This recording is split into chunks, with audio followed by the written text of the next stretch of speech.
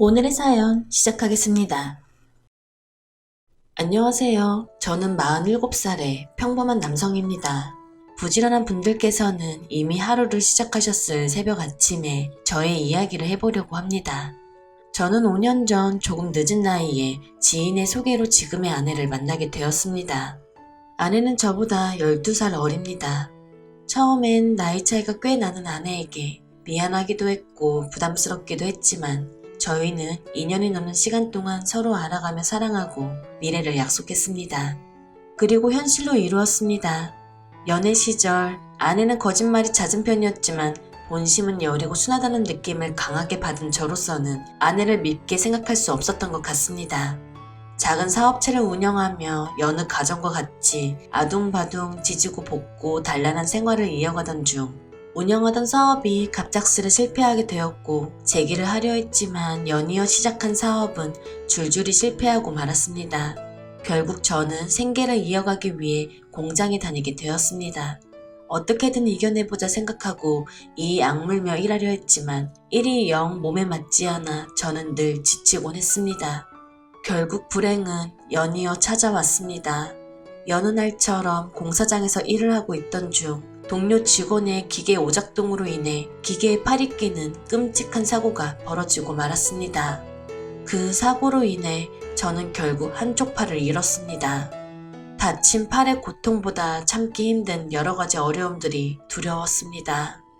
눈만 뜨면 봐야 했던 끔찍한 내 팔, 몇 차례 견디기 어려운 수술들과 홀어머니의 우울증, 좌절하여 하루가 다르게 살이 빠져가던 아내. 그것도 모자라 회사와의 합의 과정이 원만히 해결되지 않아 치료 과정에서도 문제가 많았습니다. 퇴원한 뒤에도 취업은 당분간 어려운 상태일 듯 했고 무엇보다 앞으로 삶에 대한 자신감이 없었습니다. 이렇게 한순간의 사고는 저에게 큰 후유증을 남겼습니다. 9개월의 긴 병원 생활 끝에 저는 어렵게 퇴원해야 하였습니다. 홀몸으로 자식들을 키워온 저희 어머니는 저의 사고 이후 아내에게 유독 신경질적인 모습을 보이셨습니다. 제가 반병신이 되었으니 어머니 입장에서는 어린 며느리가 많이 신경 쓰이셨나 봅니다.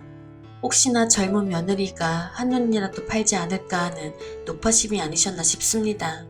몸이 불편한 저와 유별난 시어머니 사이에 아내의 마음고생은 이만저만 아닐 테지요. 그런 아내에게 너무나 미안하고 고마웠습니다. 어머니께 걱정하지 말라며 아내에게 잔소리하는 어머니를 뒤로하고 아내 손을 잡아 이끌었습니다.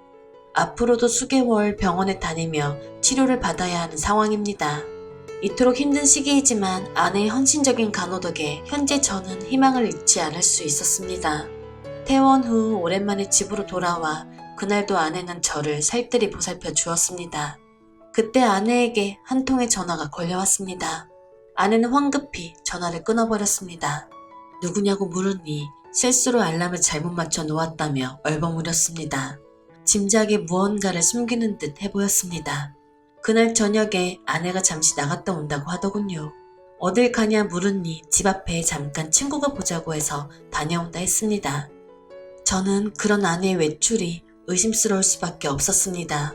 밤 9시가 되어도 아내는 귀가하지 않았습니다. 그렇게 애타게 아내를 기다리고 있는데 어머니께 전화 한 통이 걸려왔습니다. 밥은 먹었냐며 뭐하고 있었는지 일상적인 이야기를 나누다가 어머니가 마누라 단속 똑바로 하라고 하시더군요.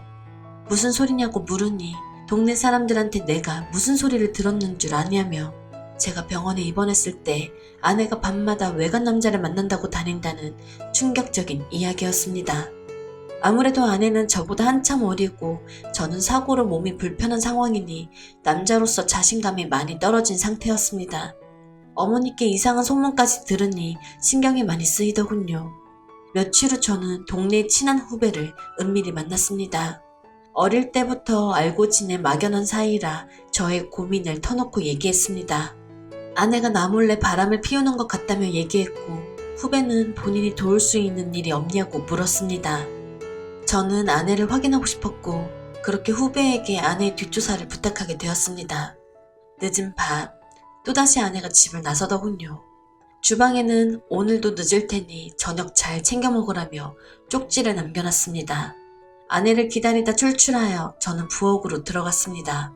대충 라면이나 끓여 먹자 생각하여 라면을 끓이고 옮기던 찰나에 라면이 제 몸에 쏟아지고 저는 또 다치고 말았습니다. 어머니께 연락드려 도움을 받아 병원으로 왔습니다. 한참이 지나서야 아내가 병원에 나타났습니다. 진한 화장과 화려한 차림새의 아내. 도대체 어디서 뭘 하고 다니는지 점점 더 저의 의심은 커질 수밖에 없었습니다. 그 이후로도 아내의 외출은 점점 잦아지고 귀가 시간도 더욱 늦어졌습니다. 아내는 180도 달라졌습니다.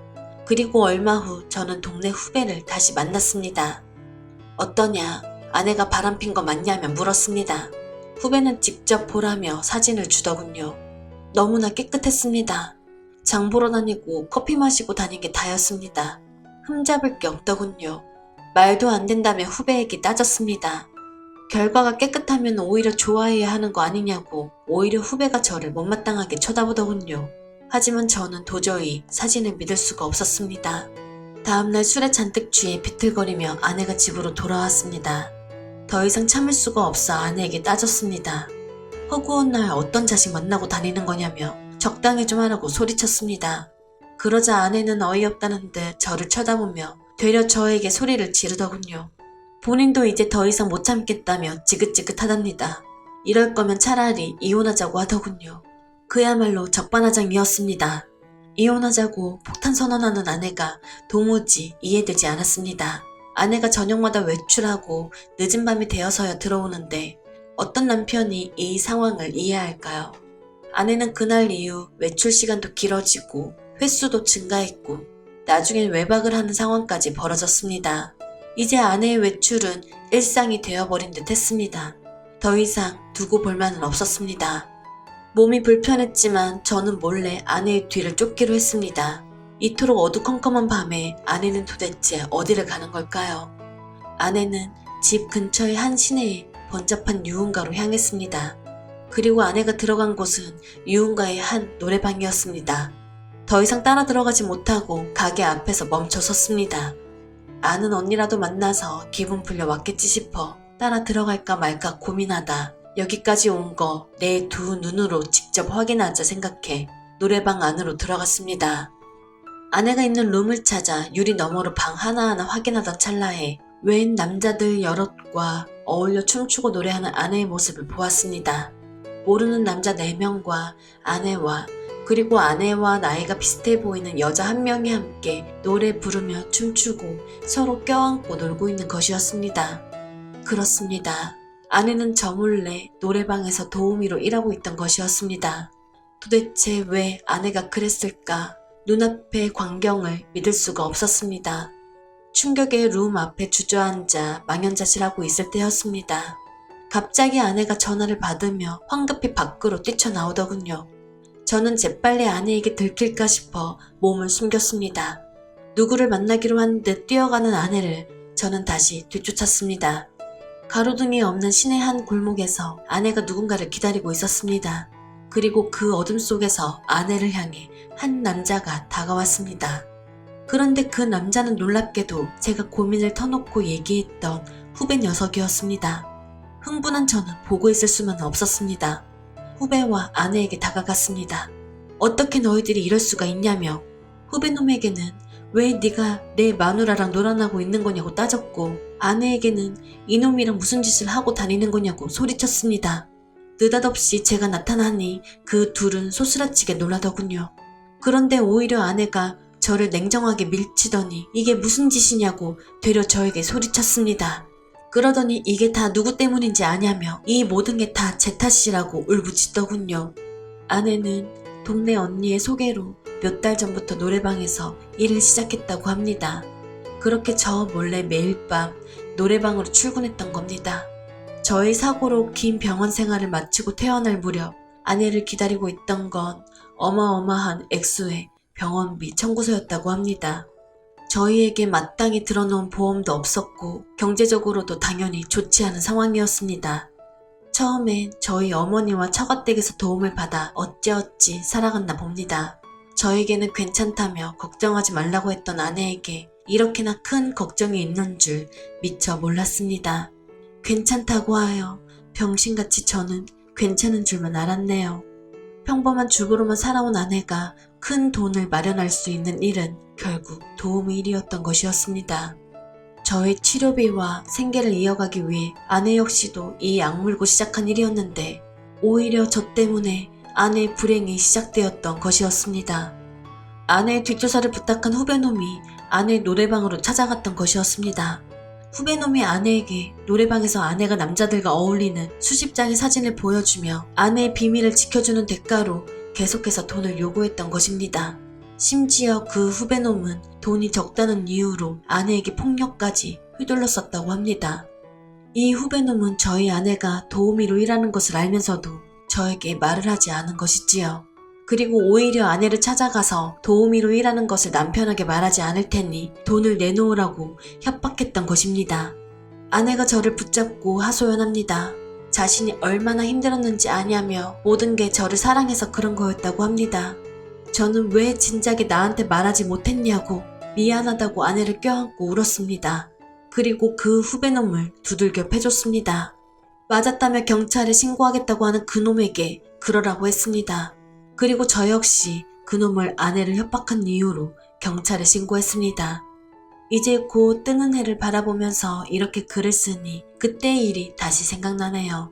지금 저는 적은 돈이지만 일을 할 수 있는 상황이 되었고 아내도 근처 식당에서 일을 하며 지내고 있습니다. 함께 모으는 돈이 비록 큰 돈은 아니지만 서로가 있음에 감사하고 행복해하며 열심히 살고 있습니다.